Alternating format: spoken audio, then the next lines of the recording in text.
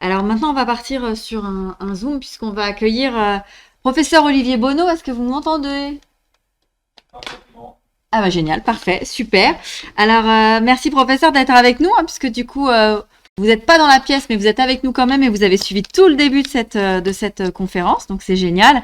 Vous êtes professeur service universitaire de psychiatrie du développement pour l'enfant, l'adolescent et le jeune adulte au CHU à l'université de Nantes.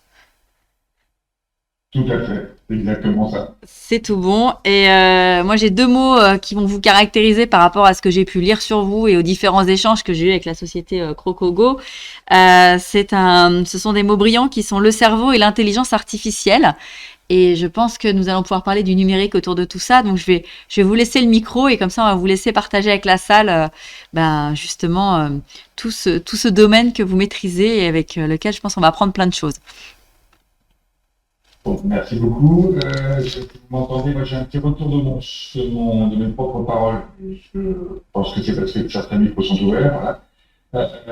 J'ai j'ai écouté avec attention ce que alors, je trouve très bien, alors, à la fois le projet d'école libération, les partenariats que vous faites avec des sociétés qui s'intéressent au numérique, en particulier tout ce qui est autour du gaming pour aider, au fond, les jeunes enfants qui ont du neurodéveloppement, d'ailleurs les autres aussi, hein, ça fonctionne bien. C'est un domaine en énorme évolution en psychiatrie, l'enfant et l'adolescent et en psychiatrie. Probablement que la psychiatrie d'ailleurs a été un petit peu en retard, d'abord parce que c'est compliqué, et puis parce qu'il y avait une forme de réticence aussi d'un certain nombre d'acteurs, des acteurs soignants par rapport à ces aspects numériques, mais les choses changent. Là, pour le coup, la crise du Covid qui a obligé un peu, quand même un peu innovant, a été positive pour nous, puisque enfin, dans l'ensemble, une psychiatrie a été particulièrement innovante et a cherché des solutions pour s'adapter. Alors, dans le temps qui est imparti, j'ai décidé de vous parler de choses au fond assez pratiques. Depuis quelques années maintenant, je dirais 6 ou 7 ans, on s'est orienté dans nos services vers le développement d'applications numériques. Petite expérience, pas énorme comme ça, mais on a eu plusieurs financements de projets, financements académiques. C'est pas toujours très facile parce qu'à la fois c'est un domaine que tout le monde aime bien, mais en même temps les financements sont souvent un peu légers sur le plan financier et des choses coûtent assez cher. Et comme les intervenants d'avant, j'ai bien noté moi aussi hein, qu'il y a une offre digitale et numérique très importante pour les soins et l'accompagnement aux soins de diverses façons. Mais il y a très peu de choses qui sont réellement validées, très peu de choses qui bénéficient d'un vrai travail académique. Et c'est un peu dans cette direction qu'on s'est lancé. Alors, quand on parle de numérique, la difficulté qu'on a, c'est qu'on parle de tout en fait. On parle aussi bien de gaming, on peut en parler, on parle aussi bien de tout ce qui est capteur, et quand on parlait de TDAH, donc le trouble déficit de l'attention à l'autre sens d'hyperactivité, il y avait plein de travaux avec des montres qui montraient les mouvements et qui essayaient de voir, en fin de compte, si c'était un marqueur d'aggravation ou d'amélioration du sujet, mais ça existe bien sûr dans le diabète avec tout ce qui est capteur du niveau d'insuline. Il y a tout ce qui est le numérique, simplement le site internet, d'information, de diffusion d'informations, très important en psychiatrie, il y a stigmatisation et une méconnaissance très importante. Le numérique qu'on est en train de faire avec les visioconférences et autres, qui participent aussi à ces aspects-là. Il y a toutes les interventions diverses qu'on peut faire. Et puis, une partie très importante, en particulier chez les enfants et les adolescents, c'est les réseaux sociaux qui de plus en plus se préoccupent pour des raisons mercantiles, hein, j'en doute pas, mais du bien-être de leurs usagers et repères. Aujourd'hui, si vous tapez suicide sur Instagram, instantanément, vous verrez, vous pouvez le faire là tout de suite, vous verrez qu'on vous propose un numéro SOS suicide quelconque, et ça marche dans tous les pays. Facebook lit les messages, tous, de toute façon, ils les lisent tous pour faire de l'argent, mais là, ils les lisent aussi pour repérer les comportements, disons, à risque suicidaire, et ils ont des systèmes qui marchent aux États-Unis, pas en France, mais qui arrive à contacter vos camarades, par exemple, enfin, les gens avec lesquels vous interagissez le plus, pour pouvoir proposer enfin, voilà, pour leur dire, pour les avertir ou pour les informer. Et évidemment, qui dit numérique dit intelligence artificielle, ça a été, ou réalité virtuelle, mais intelligence artificielle. Et ça, on en a parlé. Alors, le problème, c'est que l'intelligence artificielle, elle fonctionne sur je vous embête pas longtemps là-dessus, mais c'est pour vous montrer, nous, ce qu'elles sont nos valeurs et notre philosophie, au fond, hein, d'une certaine façon. Elle fonctionne sur le fait de prendre un grand nombre de data, de les mouliner autant que ça peut, sachant que plus on a de data, mieux on a comme estimation. Les algorithmes sont très importants, vous le savez bien, mais plus on a de data, moins les algorithmes sont finalement importants et on peut faire un peu ce qu'on veut. C'est ce que fait Google avec un nombre de data énorme. Alors maintenant, ils ont des super algorithmes. Au début, ils n'en avaient pas et en 2001, ils avaient très bien montré que finalement, avec un grand nombre de data, on pouvait avoir des bien meilleures estimations qu'avec un super algorithme et avec peu de data. Donc, il y a une espèce de course à la data. Et en psychiatrie, les data, elles sont pas terribles.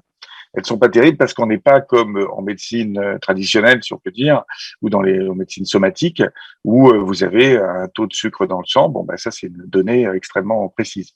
Sur les données de psychiatrie, elles sont déjà moins précises avec un individu, mais alors en plus, sur un grand nombre d'individus, il y a une très grande variabilité. Et donc, au fond, on a une espèce de grande bouillabaisse dont il n'est pas toujours très facile de voir exactement comment ça fonctionne et de savoir quoi en faire, en l'occurrence.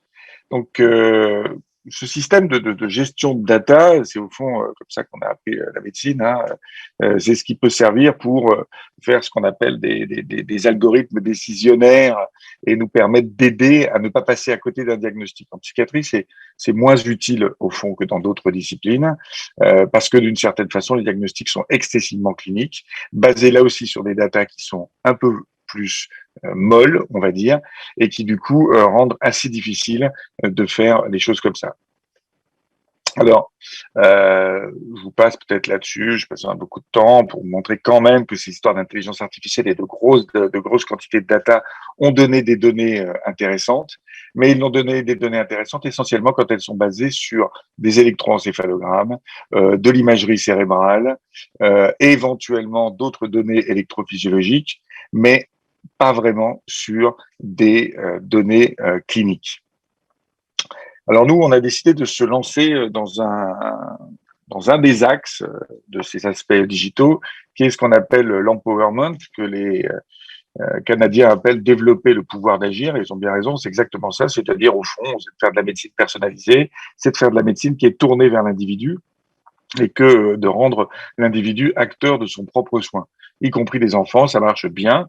Et c'est vraiment dans cet axe-là qu'on a décidé de s'organiser, en essayant de faire que l'outil digital devienne une sorte de tiers. Alors ici, on a mis tiers soignant, mais au fond, ça peut être un tiers autre. C'est-à-dire que c'est pas une interface entre un soignant et le patient, mais c'est vraiment quasiment une personne indépendante et seule. Et on a développé 4 projets comme ça, dont je vais vous parler très brièvement. Un qui s'appelle Smart Autisme, qui est donc évidemment tourné autour de la question de l'autisme.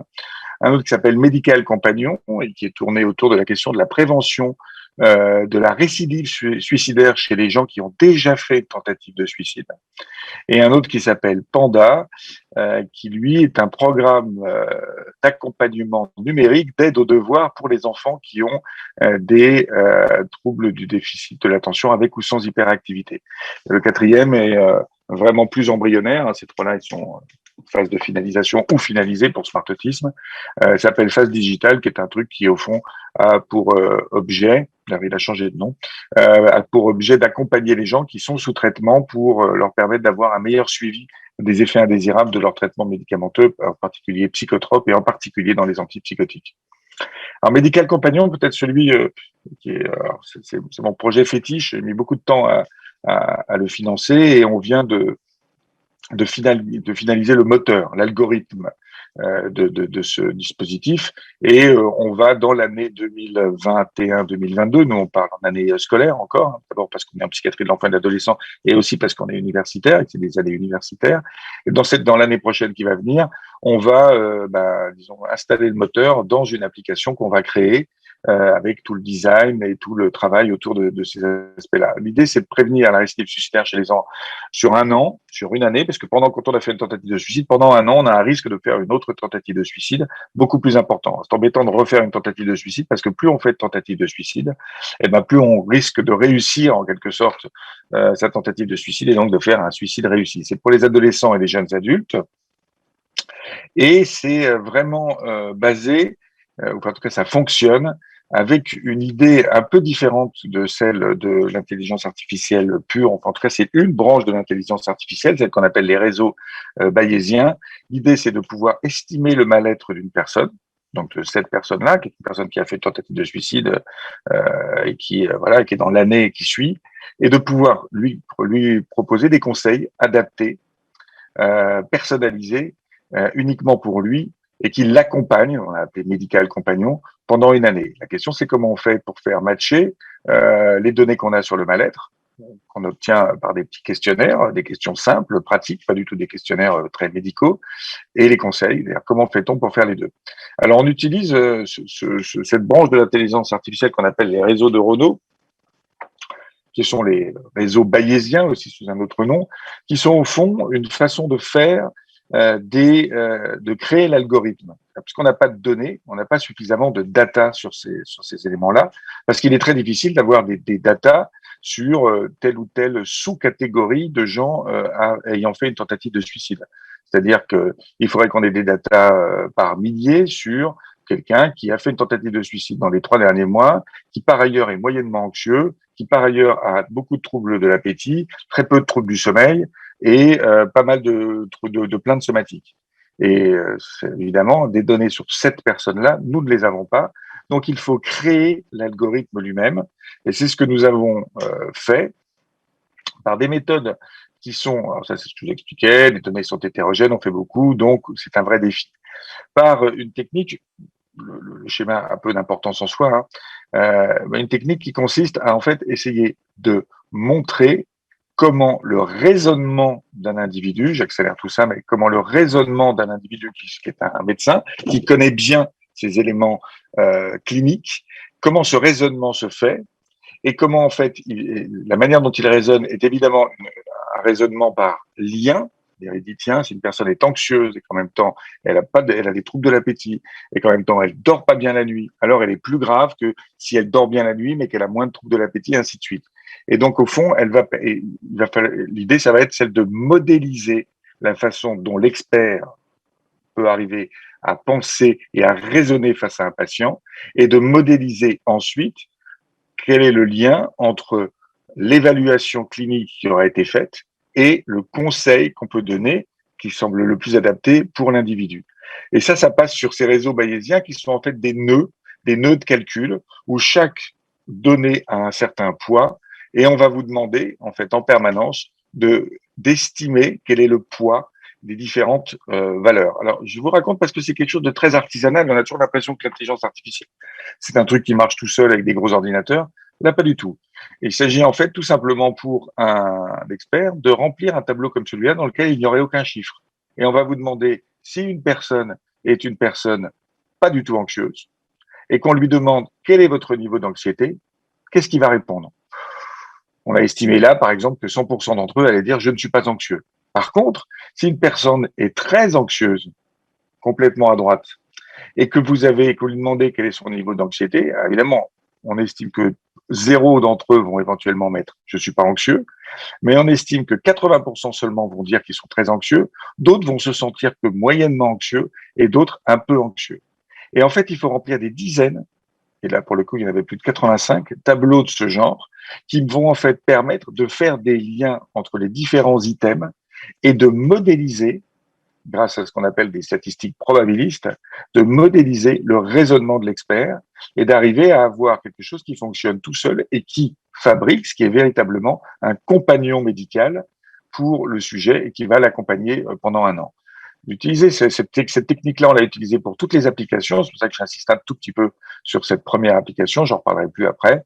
On l'a utilisé pour toutes nos applications et le principe, c'est d'arriver à créer ce type d'algorithme qui permet en réalité de pouvoir avoir un médecin avec soi, un médecin quasiment dans sa poche pour l'accompagner, un tiers soignant dans sa poche, ce n'est pas forcément nécessairement un médecin.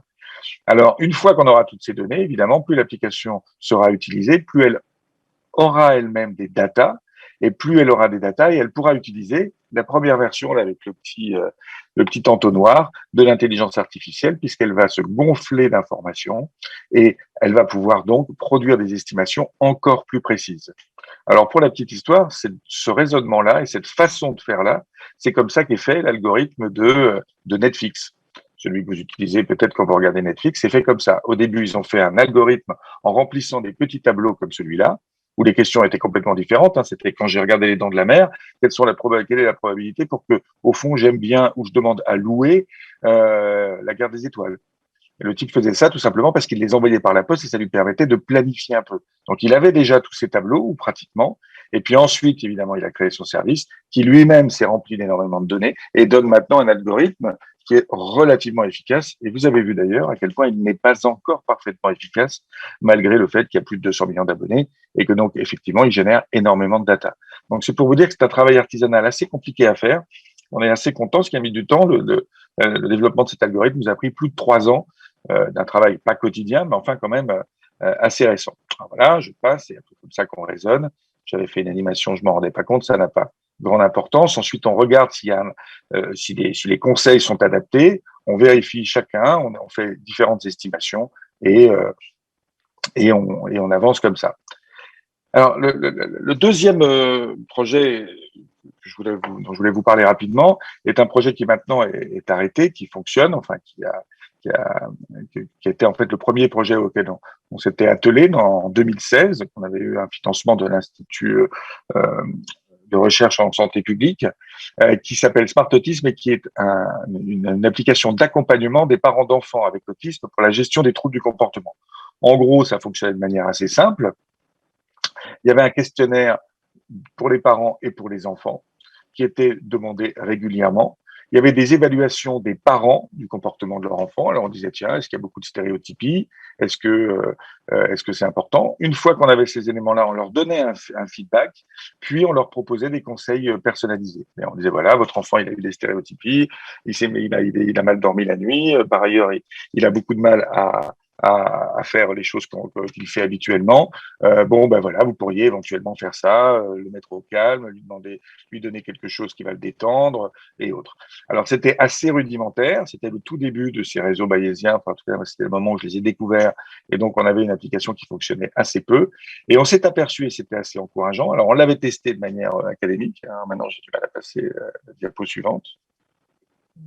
Voilà.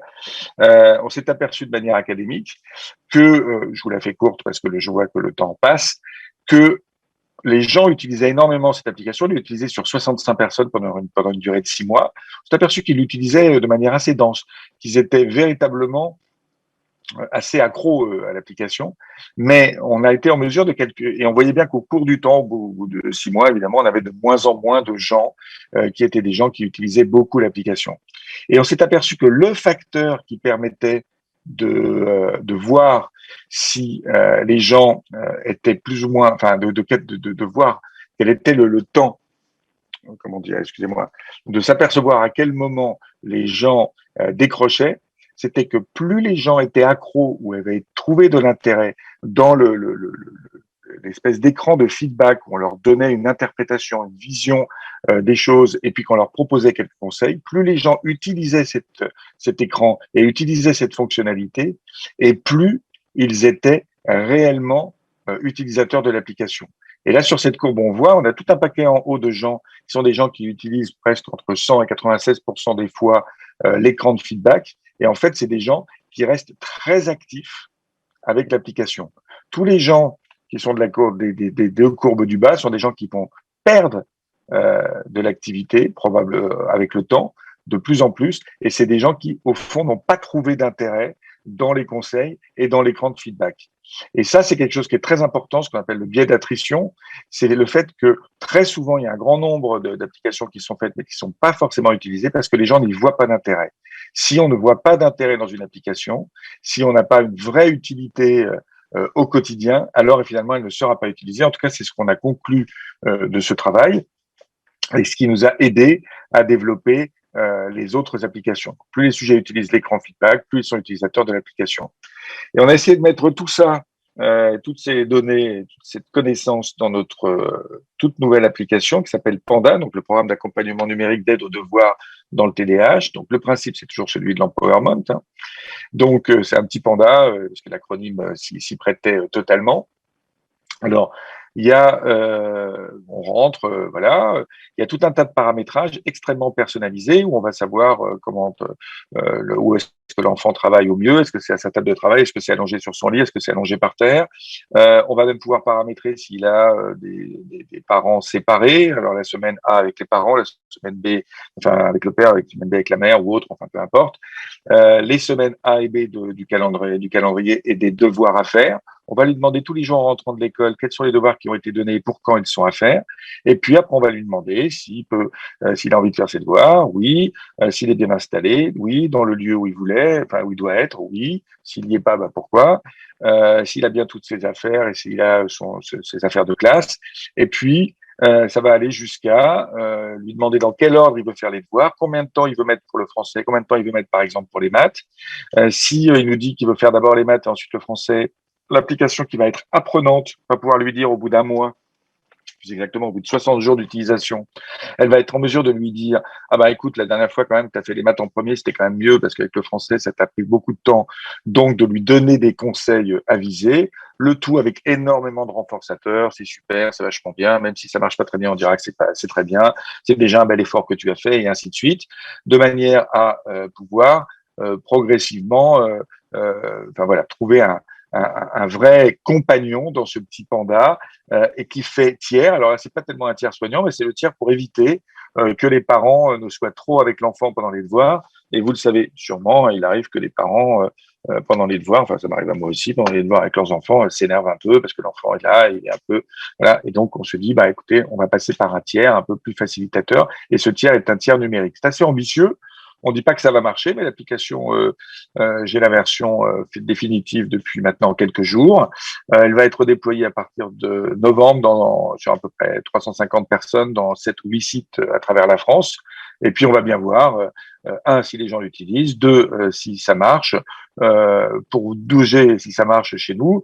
En fin de compte, c'est surtout l'ambiance pendant les devoirs qu'on a essayé d'évaluer. On a plein évidemment d'évaluations secondaires, mais pour nous, le facteur primaire, c'est de dire est-ce que au fond, les devoirs se passent déjà mieux? Parce que c'est souvent des enfants pour lesquels les devoirs se passent pas très bien et sont à un moment difficile. Et donc, au moins, si ça se passe bien. Si après, en même temps, ça se passe bien et ils sont plus efficaces, ça nous semblerait évidemment pas mal. Alors évidemment, tout ça, c'est ludique. Il y a plein de petits trucs. Le panda, que j'aime beaucoup à titre personnel, va construire une forme de bambouseret avec le temps. Enfin, donc, il y a un aspect un peu gaming, hein, c'est-à-dire que plus il avance dans le temps, plus il construit sa bambouseret. Alors, ça peut stimuler un peu l'enfant.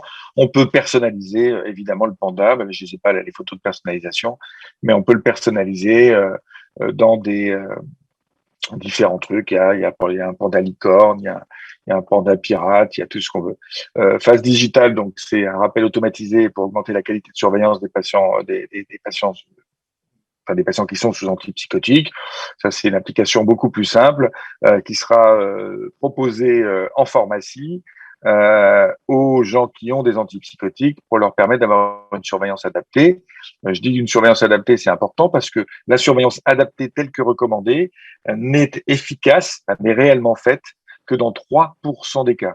C'est-à-dire qu'il y a 97% des gens qui prennent des antipsychotiques qui n'ont pas la surveillance recommandée par les autorités. Et quand je vous dis ça, hein, c'est en plus en prenant les critères les plus bas et les plus souples de façon à ce que ce soit simple. Donc, il y a vraiment un vrai enjeu de santé publique. Et nous, on croit beaucoup à cette dimension concernant l'empowerment et l'accompagnement médical. Alors, bien sûr, ça a des limites, peut-être des points, peut-être le point de la sécurité, c'est important. Il s'agit de données médicales. On est relativement limité par ça. Il faut faire très attention. Et c'est aussi quelque chose que les gens regardent beaucoup. L'acceptabilité. L'acceptabilité, elle vient aussi du fait que ces applications et toutes ces choses doivent avoir un design agréable et autres. Il faut voir que quand les gens utilisent des applications smartphone, on est en quelque sorte en concurrence avec des applications qui sont développées par des géants de la tech, qui sont hyper bien faites, hyper intuitives, hyper belles, et que donc on doit avoir un graphisme agréable et tout. Alors, on a essayé de le faire avec Panda. C'était beaucoup moins le cas, par exemple, avec Smartotisme. Évidemment, ça a des limites, ça ne va pas remplacer tout. Pour nous, c'est l'idée d'avoir quelque chose en plus, mais c'est pas quelque chose qui enlève le soin qui existe, c'est quelque chose en plus du soin qui fonctionne. Mais par exemple, dans Medical Compagnon, qui est pour la prévention de la récidive suicidaire, si on a 5% de moins de gens qui font une tentative de suicide, avec quelque chose qui est gratuit et qui ne coûte rien, c'est quand même déjà pas mal. Il y a un problème on va dire, j'ai appelé ça marché, il y a un problème de financement de ces applications. Elles sont financées par des budgets académiques, mais il n'y a pas vraiment de modèle économique autour de ça, en tout cas extrêmement simple. Je ne vois pas les gens payer 1,99 € par mois pour avoir une prévention du suicide ou éventuellement pour faire des devoirs à leurs enfants, quoique là, c'est peut-être un peu différent. Et puis, évidemment, ça pose des questions éthiques dont on pourra discuter, si vous voulez, si on a le temps. Voilà, je vous remercie de votre invitation. Moi, je vous laisse mes coordonnées là comme ça. Je suis un peu présent aussi sur les réseaux sociaux. On a un site internet qui est pas mal développé et je réponds en général à mes mails, même pas forcément avec une grande vitesse, mais quand même, j'essaye de le faire. Voilà, je vous remercie beaucoup. Je vais arrêter mon partage et je suis tout à vous. Merci, professeur, pour ces éclairages éclairés. Moi, je suis ravie d'avoir découvert effectivement la solution Panda, hein, puisque nous, on baigne dans cet univers-là. Donc, si ça peut aider certains des parents concernés à ne justement pas s'exciter sur leurs enfants pendant la période de devoir, parce qu'il y a une application qui permet d'adoucir les mœurs du moment de voir, je pense qu'on sera plusieurs à vouloir tester votre solution. Merci aussi d'avoir échangé sur ce sujet du suicide, qui, il est vrai, concerne quasiment 1000 enfants quand même par an. Donc c'est pas rien, et c'est surtout que bien entendu, hein, les chiffres sont compliqués à avoir sur le nombre d'enfants qui se sont suicidés, qui étaient ou pas du monde des troubles neurodéveloppementaux, mais en tout cas il est clair que c'est un sujet sur lequel en tant que parent on peut être que touché, et moi la première, puisqu'un enfant qui va mal peut se mettre en danger et peut effectivement tenter de mettre fin à ses jours. Donc on peut se retrouver vite dans ces situations-là quand on prend pas le mal-être de l'enfant au sérieux, ou du moins quand l'environnement ne se rend pas compte de la gravité de son fonctionnement au moment où justement ça va pas bien. Exactement. Merci professeur Bonneau, en tout cas, merci de cette intervention.